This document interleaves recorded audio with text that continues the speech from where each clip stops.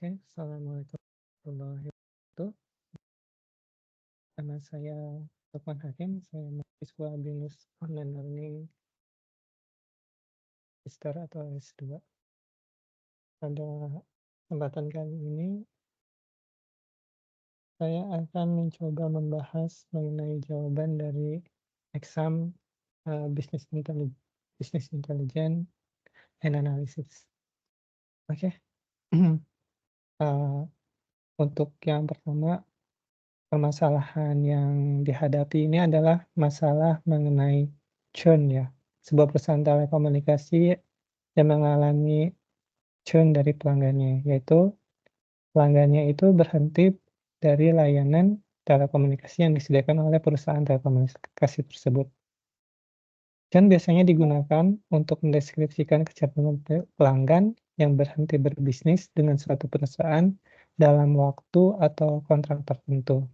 Dan churn sendiri merupakan kebalikan dari retensi atau loyalitas pelanggan. Kemudian pelanggan yang melakukan churn akan menyebabkan kerugian besar bagi perusahaan komunikasi dan hal tersebut telah menjadi masalah yang nyata bagi industri komunikasi. Lalu di sini predictive analytics ini sendiri berguna untuk menganalisis perilaku pelanggan dan mencoba mengerahkan upaya dan sumber daya yang dimiliki perusahaan dalam mempertahankan pelanggan yang dimilikinya agar pelanggan perusahaan tidak melakukan churn atau berhenti berlangganan. Selain itu, predictive analytics ini dapat digunakan sebagai metode untuk meningkatkan tingkat retensi pelanggan setia yang pada akhirnya akan meningkatkan nilai perusahaan. Kemudian proyek ini juga berkontribusi terhadap permasalahan yang dihadapi oleh perusahaan tersebut, karena proyek ini membantu perusahaan dalam menemukan pelanggan-pelanggan dengan resiko churn yang lebih tinggi, dan membantu mengembangkan strategi perusahaan dalam mengatasi masalah churn atau pelanggan yang berhenti berlangganan dan melakukan serangkaian aktivitas untuk menjaga loyalitas dari pelanggan tersebut.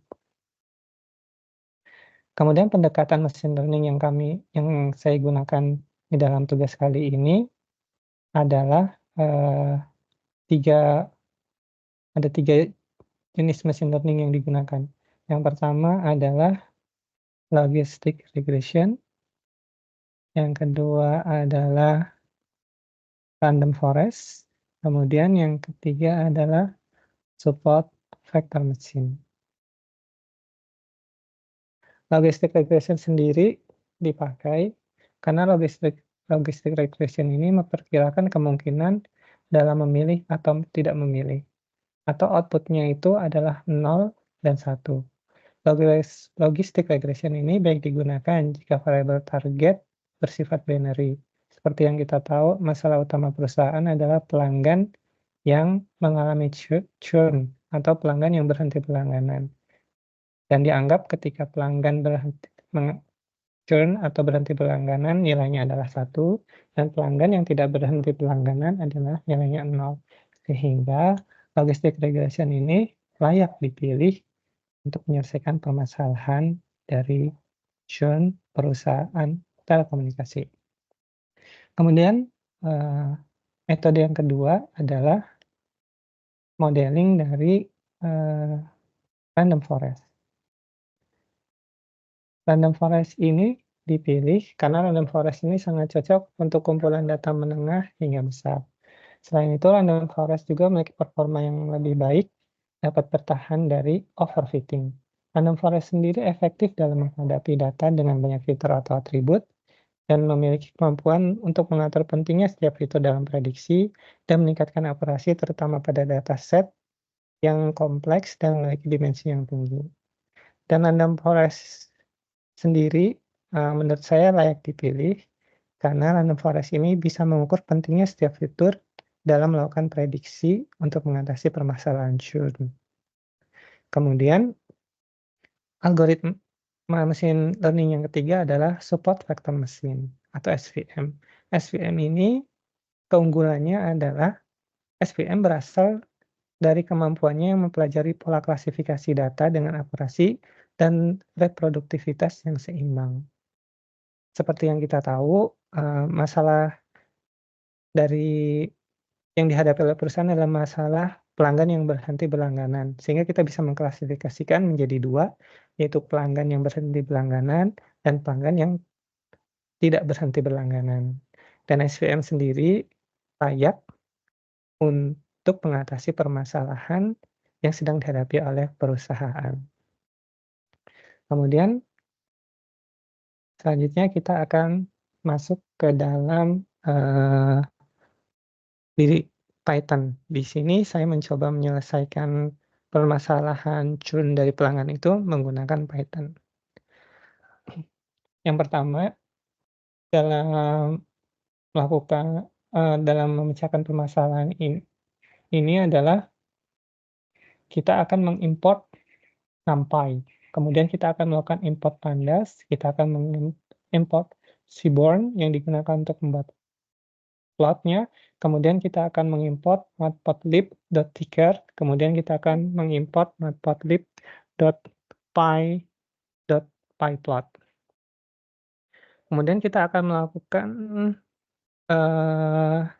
import di sini kita akan menjalankan perintah file data input yang akan disimpan di dalam directory input di sini ya. Kemudian kita coba running. Apa yang ada di dalam directory folder input adalah file wafn-usage telco customer churn.csv. File ini sebelumnya sudah saya kopikan ke dalam folder input. Selanjutnya kita akan mencoba membaca isi file yang telah diimport tersebut menggunakan perintah tel_cast sama dengan pd.read_csv, kemudian nama file. Selanjutnya kita akan mencoba membaca 5 baris teratas dari data frame yang sudah kita import tadi. Di sini terlihat 5 data awal.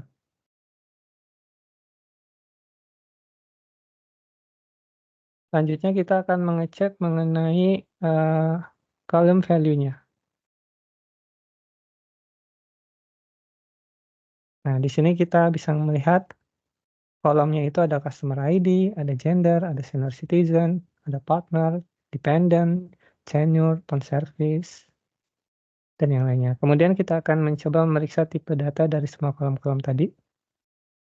Kita lihat di sini customer tipe data bertipe objek, gender bertipe objek, senior citizen bertipe integer, sampai terakhir total charge bertipe objek, churn juga bertipe objek. Untuk total charge ini kita lihat sepertinya dia mengalami dia tidak tepat ya untuk bertipe objek, karena seharusnya total charge ini dia tipenya adalah numerik. Selanjutnya adalah kita akan mengkonversi variabel total charge dari tipe objek menjadi tipe data numerik. Oke.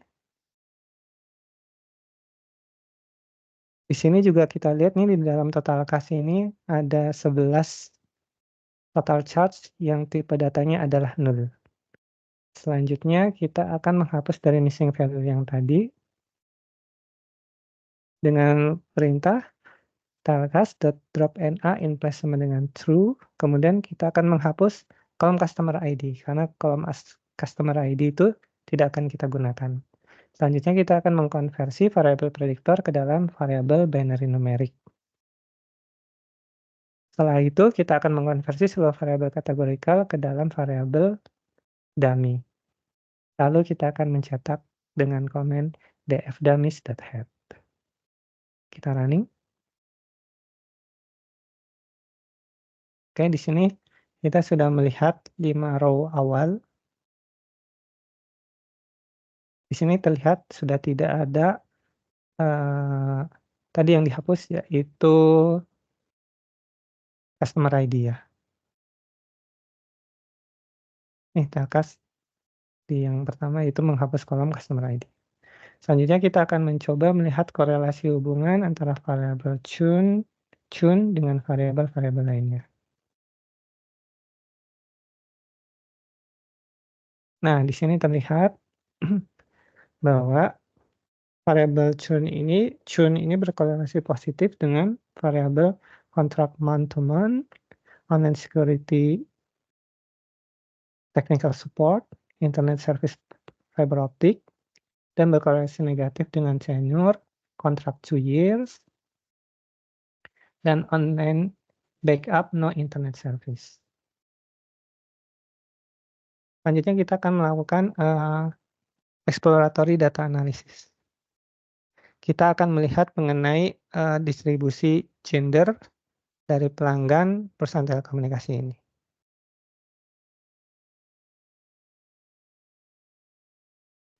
Oke, terlihat di sini bahwa gender distribution-nya 50,5% pelanggan adalah laki-laki dan 49,5% pelanggan adalah perempuan. Kemudian kita akan melanjutkan exploratory data analysis ini dengan melihat, dari kelompok usia.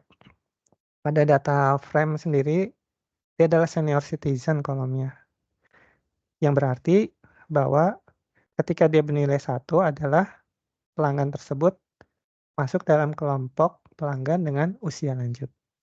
Jika dia 0, maka dia masuk ke dalam pelanggan usia muda.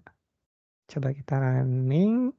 Nah, di sini kita lihat bahwa sebarannya adalah 16,2% pelanggan telekomunikasi tersebut adalah pelanggan berusia lanjut dan 83,8% pelanggan telekomunikasi atau mayoritasnya adalah pelanggan-pelanggan dengan kelompok usia muda. Kemudian kita akan melihat, sebaran data dari pelanggan yang memiliki pasangan dan memiliki anak.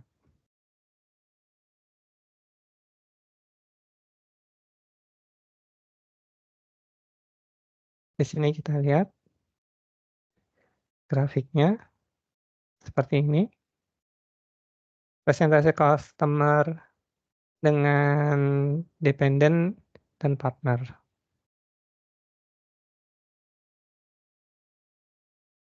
Yang memiliki anak adalah 70%, 30% maksud saya, dan 70%-nya belum memiliki anak.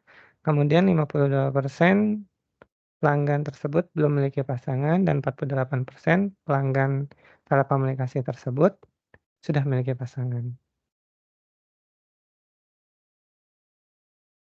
Selanjutnya, kita akan melihat pelanggan-pelanggan dengan usia lanjut yang berhenti berlangganan atau churn.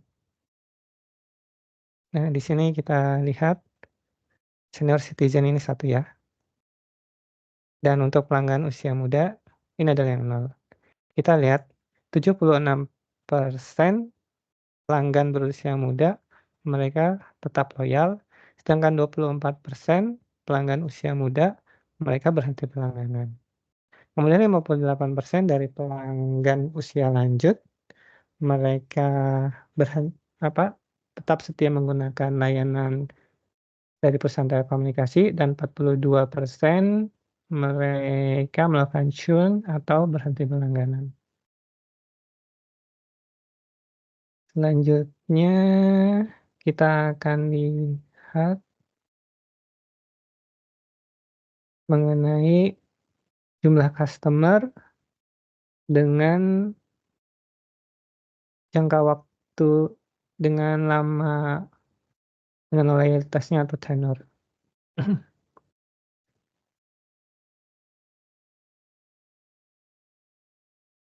Selanjutnya kita akan melihat pelanggan-pelanggan dengan tipe kontraknya. Kita coba running. Nah, di sini kita lihat paling banyak pelanggan itu adalah pelanggan dengan kontrak layanan bulanan. Disusul dengan pelanggan dengan masa kontrak 2 tahun, lalu pelanggan dengan masa kontrak 1 tahun.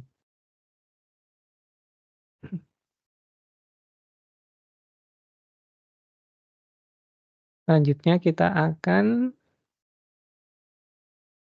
melihat sebarannya dari jenis kontrak tadi. Nah, kita lihat di sini, jadi pelanggan-pelanggan yang memiliki kontrak bulanan itu paling banyak mereka hanya berlangganan tenurnya itu rendah. Kemudian untuk 1 year, mmm, kita lihat di sini yang paling justru dari sini kita lihat bahwa pelanggan-pelanggan dengan kontrak month to month itu, mereka itu tidak loyal karena tenurnya itu rendah.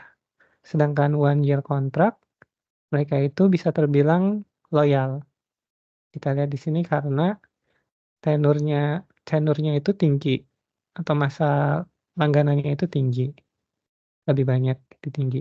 Dan yang paling loyal adalah pelanggan-pelanggan dengan kontrak 2 tahun, seperti terlihat di sini.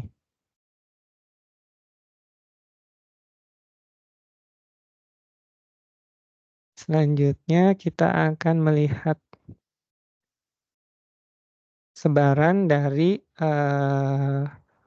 phone service, multiple line, atau add-on layanan tambahan yang disediakan oleh perusahaan.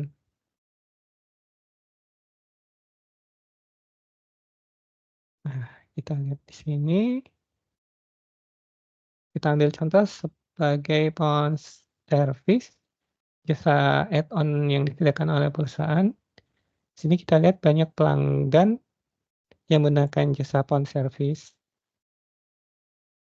Kemudian untuk online security juga banyak eee, lebih banyak pelanggan yang tidak menggunakan add-on online service. Untuk tech support pun sama, lebih banyak pelanggan yang tidak menggunakan layanan on tech support. Mmm,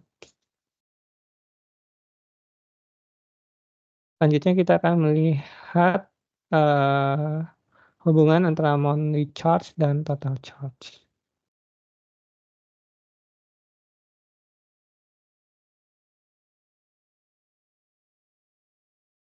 Nah, di sini terlihat berbanding lurus ya, antara monthly charge dengan juga total charge.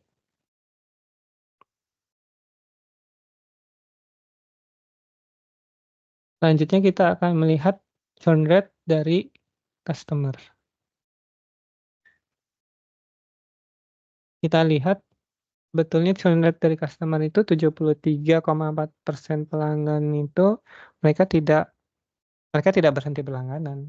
Sedangkan 26,6% pelanggan itu mereka berhenti berlangganan. Lalu kita lihat hubungan antara churn dengan tenur atau lama layanan.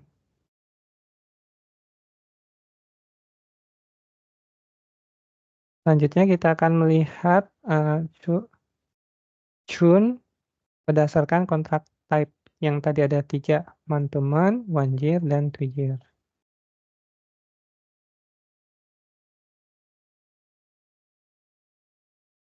Kita lihat bahwa yang paling besar melakukan churn atau berhenti berlangganan adalah pelanggan-pelanggan dengan, kontrak bulanan atau mereka menggunakan prabayar bulanan.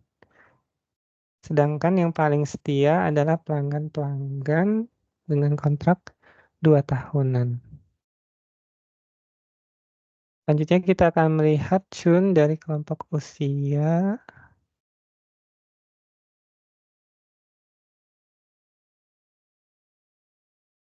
Kita lihat bahwa kelompok usia muda pun 76% mereka tetap setia menggunakan layanan, dengan 24% mereka berhenti berlangganan. Untuk kelompok usia lanjut usia, 58% mereka tetap setia dan 42% mereka berhenti berlangganan. Selanjutnya, kita akan melihat churn dengan monthly charge.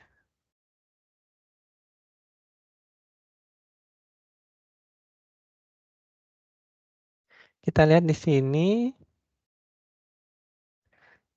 terlihat di sini dari grafik ini bahwa pelanggan-pelanggan yang melakukan churn itu adalah pelanggan-pelanggan dengan monthly charge-nya terbilang tinggi.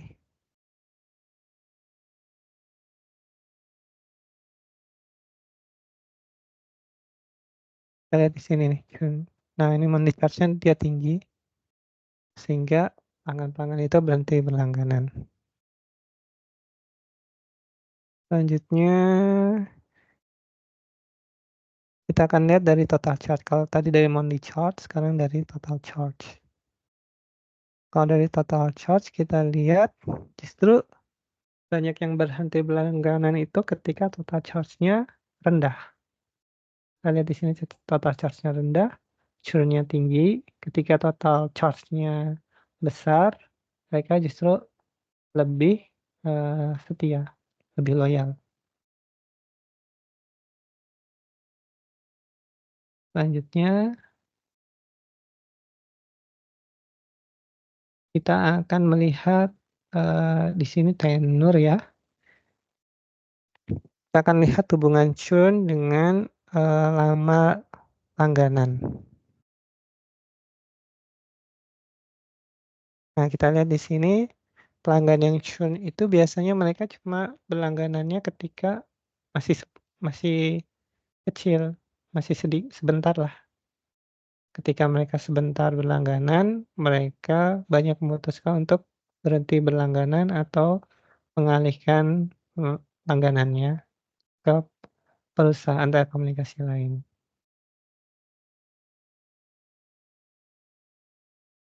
Di sini tadi kontrak type kontrak type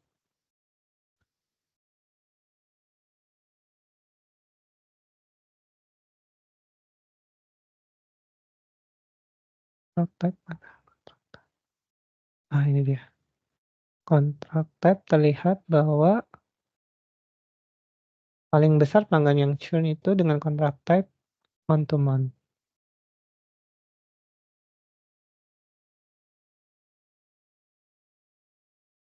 Monthly charge. Selanjutnya kita akan melakukan logistic regression.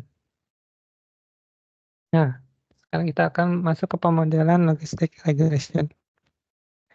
Di sini yang pertama kita akan mengimport menggunakan data frame tadi ya yang dibuat dari dummy variable. Karena dia logistic regression, range-nya adalah 0 sampai 1. Kita buat range 0 sampai 1 untuk semua variabelnya. Selanjutnya kita running dulu. Selanjutnya kita akan buat data training dan data testing. Di sini kita split untuk data testnya 30% yaitu 0,3.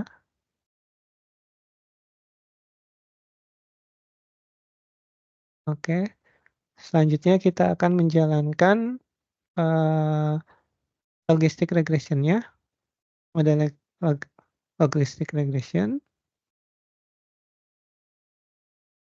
Selanjutnya kita akan melakukan prediksi dan kita akan mencetak akurasi prediksinya.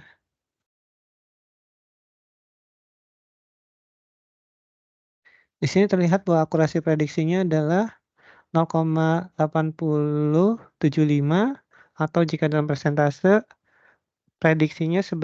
akurasi prediksinya adalah sebesar 80,75%. Dan kita lihat variabel-variabel yang berkorelasi positif dengan churn melalui model logistic regression.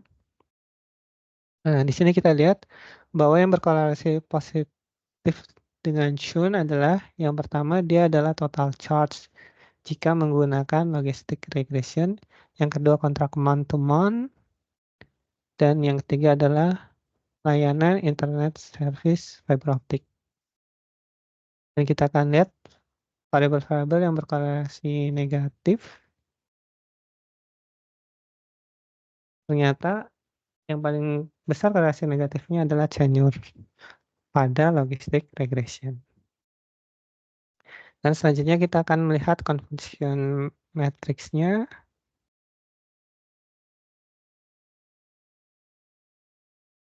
Kalau kita buat heat map conversion metric-nya.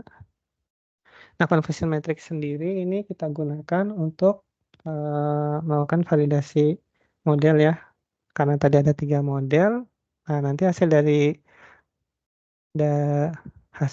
dari conversion metric ini akan kita compare antara 3 model tadi, yaitu logistic regression, random forest, kemudian yang ketiga adalah SVM.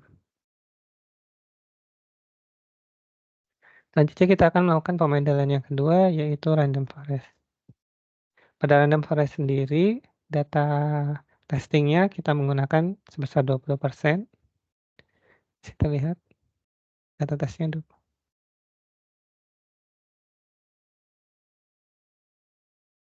data trainingnya 20% di sini.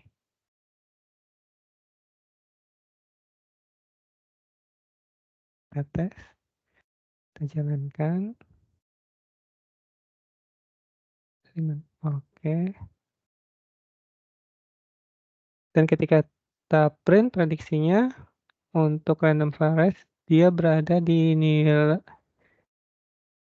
ada di 80,88%. Selanjutnya kita akan melihat variabel-variabel yang berkorelasi positif. Untuk logistik untuk random forest, variabel yang berkorelasi positif adalah kontrak month to month, tenure, dan total charge. Berbeda dengan logistic regression tadi. Dan ini kita akan mencetak confusion matrix-nya.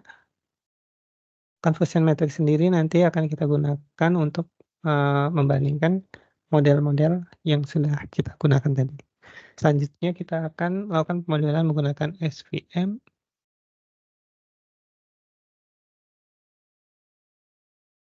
Kemudian kita print berapa nilai prediksinya. Prediksinya akurasinya sebesar 82,018 atau 82,02%. Dan kita cetak confusion metric-nya. Selanjutnya kita akan melihat variabel-variabel apa aja yang berkorelasi positif. Di sini untuk SVM, variabel yang berkorelasi positif adalah kontrak month to month, tenure, dan total charge. Oke. Selanjutnya kita akan melakukan evaluasi dari ketiga model tersebut. Share screen lagi.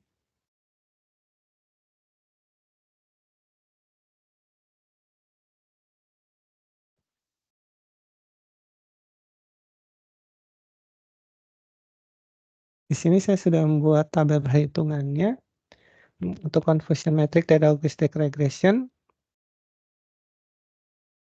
Di sini akurasinya sebesar 80,75% dengan precision-nya 85,32% dan recall-nya sebesar 89,74%. Untuk random forest, akurasinya sebesar 80,88%, precision-nya 84,19% dan recall-nya 91,63%. Selanjutnya untuk SVM, akurasinya adalah sebesar 82,02%, precision-nya 85,32% dan recall-nya 91,46%. Jika dibandingkan, kita lihat di sini, untuk model dengan akurasi tertinggi adalah SVM, yaitu 82,02%. Sehingga kita akan menggunakan hasil dari SVM. Nah, dari hasil dari SVM sendiri, kita lihat bahwa variabel yang berkorelasi positif paling tinggi adalah kontrak month to month, tenure, dan total charge. Sehingga berdasarkan model SVM di atas didapatkan bahwa atribut yang mempengaruhi churn adalah tadi kontrak month to month yang masuk ke dalam jenis kontrak. Dan kita tahu sendiri pelanggan yang melakukan prabayar bulanan cenderung churn lebih tinggi dibandingkan pelanggan yang melakukan prabayar atau kontrak 1 atau 2 tahun. Kemudian pelanggan prabayar bulanan sendiri memiliki kebebasan untuk berhenti berlangganan kapan saja. Oleh karena itu dapat memudahkan pelanggan untuk beralih ke layanan lainnya. Sedangkan untuk pelanggan dengan kontrak 1 atau 2 tahun punya komitmen lebih lama, karena mereka harus membayar biaya berlangganan bulanan atau tahunan untuk menggunakan layanan ini. Hal ini mempersulit pelanggan-pelanggan yang berkontrak 1 atau 2 tahun untuk beralih ke penyedia layanan lainnya. Kemudian selain jenis kontrak, atribut lain yang dapat mempengaruhi churn adalah tenur tadi atau jangka waktu dan total charge. Sehingga perusahaan telekomunikasi dapat menggunakan hasil penelitian ini untuk menyusun strategi mengurangi churn pelanggan melalui strategi seperti menawarkan diskon atau promo yang lebih menarik bagi pelanggan prabayar yang menggunakan tadi kontrak month to month. Kemudian meningkatkan kualitas layanan untuk meningkatkan kepuasan pelanggan dan memberikan insentif bagi pelanggan-pelanggan yang tetap berlangganan atau insentif terhadap pelanggan-pelanggan yang memiliki kontrak layanan 1 tahun atau 2 tahun. Karena dengan menerapkan strategi yang tepat, perusahaan telekomunikasi dapat mengurangi churn pelanggan dengan tetap meningkatkan pendapatan bagi perusahaan. Oke, sekian penjelasan jawaban eksam dari saya. Terima kasih. Assalamualaikum warahmatullahi wabarakatuh.